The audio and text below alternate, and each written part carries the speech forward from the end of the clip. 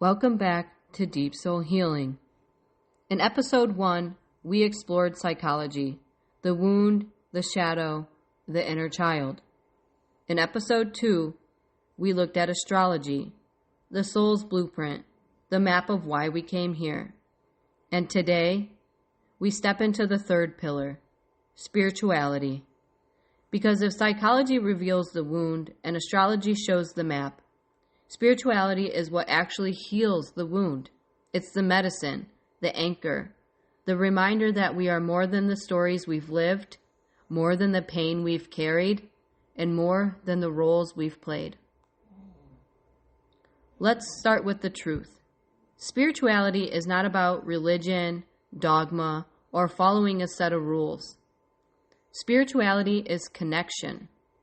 Connection to your soul, connection to the greater whole, connection to God, Source, the universe, whatever name speaks to you. Without this connection, healing can become overwhelming. You get stuck in analysis, in charts, in cycles, and in wounds. You start asking, why am I so broken? Why does life feel like suffering? Spirituality reminds us, you are not broken. You are a soul having a human experience, and even your suffering has meaning. The ugly truth is that spirituality does not erase pain.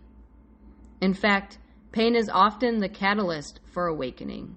It's the moment when the old story no longer works, when the old identity shatters, when the ego dies a little bit and you realize there has to be more than this. Think about it. Most spiritual awakenings don't come in moments of bliss. They come in dark nights of the soul, in loss, in heartbreak, betrayal, and grief. Spirituality doesn't take the pain away. It teaches you how to sit with it, how to transform it, how to alchemize it into wisdom. Psychology shows us the ego, the part of us shaped by childhood, trauma, and conditioning. Astrology shows us the soul's contract. Spirituality is what bridges the two. It helps the ego surrender to the soul. Because let's be real, the ego hates surrender. The ego wants control, certainty, and safety. But the soul came here for growth, which often means stepping into the unknown, into discomfort, and into trust. Deep soul healing requires this surrender. Without spirituality, we stay trapped in ego-driven patterns of fear. With spirituality, we learn to trust life as an ally, even when it's hard. This is where practice comes in. Healing isn't just intellectual. It's embodied. It's energetic. It's devotional. Some practices that bring the spiritual into your healing journey.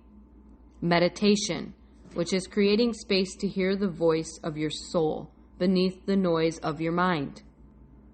Prayer or intention setting, speaking directly to the universe, affirming that you are co-creating your reality.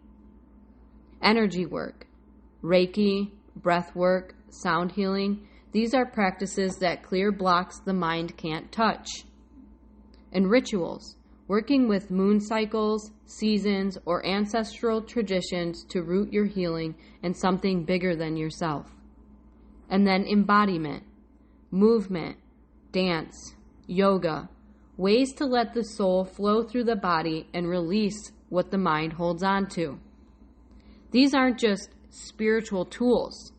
They're medicines that remind us we're not doing this alone. But let me be brutally honest here. Spirituality is not a bypass. It's not about chanting affirmations while ignoring your trauma. It's not about using love and light as an excuse to avoid your shadow. The ugly truth is, real spirituality will break you open. It will strip away illusions. And it will confront you with everything you've avoided. Because you cannot heal what you won't face. In spirituality, when lived fully, puts a mirror right in front of you. But here's the beauty. Once you've faced it, spirituality gives you the grace to move through it, to hold your pain without being consumed by it, to forgive, not because what happened was okay, but because you deserve freedom, and to trust, even when the path is unclear. When we weave the three together, here's what happens. Psychology gives us awareness of the wound and the tools to process it. Astrology gives us meaning, the map, the why of our soul's journey. And spirituality gives us medicine, the connection and practices that make healing possible. This is deep soul healing, not one piece alone, but the integration of all three. So here's my invitation for today. Sit in stillness.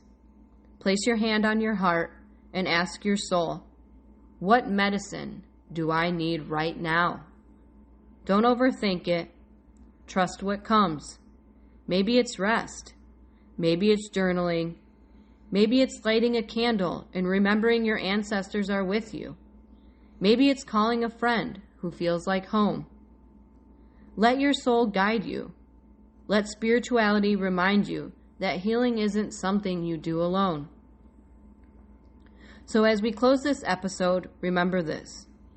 Spirituality doesn't mean escaping the human experience.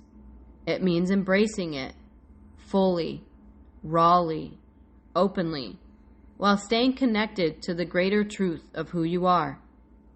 You are not your wounds, you are not your patterns, and you are not even your chart. You are a soul, eternal, expansive, divine. And your healing is not about becoming someone new. It's about remembering who you've always been.